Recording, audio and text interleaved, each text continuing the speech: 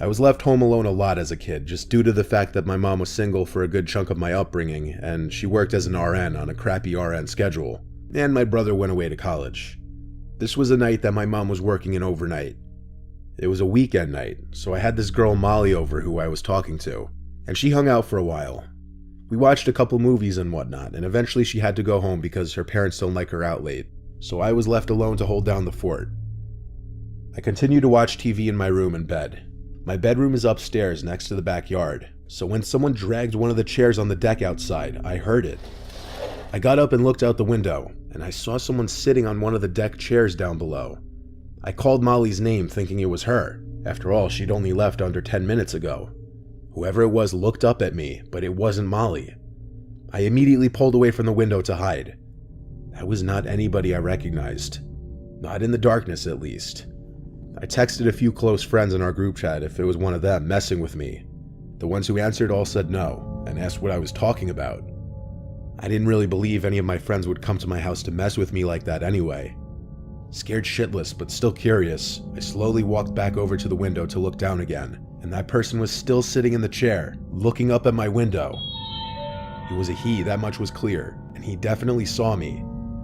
I hurried away from the window again to turn off the TV. I sat in my bed in a ball basically, with my arms wrapped around my knees. I waited in darkness for a while. I didn't even want to turn my phone screen on because I was scared he'd see the light. I didn't even want to move because the window was opened and I feared that he'd hear any movement I made. I wanted him to assume I was just no longer in the bedroom. I waited enough time. It had to be a solid 5 minutes of just sitting there. I highly doubted that man outside could still be there. I finally mustered up the courage to get up and look out the window. I felt a little part of me die inside when I saw he was still down there, looking up at my window. Instead of running away from the window again, I tried to be brave and said down to him, "What do you want?" I then noticed his shoulders started to go up and down as if he were laughing really hard, but he didn't make any kind of audible laughing sounds at first, till I heard a slight whistling sound coming from him. It seemed like he was laughing so hard that he was wheezing. I asked him to please go away, then walked away from the window again. I went back to my bed. I was scared to call the police for some reason. I left my room and sat at the top of the stairway listening. The back door was being pushed. He was trying to get into the house. I ran back to my room to hide again. I was 14, I didn't know what else to do. Eventually I heard the front door's doorknob being fiddled with, and the man trying to push the front door open as well. He gave up quickly, thank God. I closed my bedroom window and curtains. If our doors weren't locked, I could have been killed easily.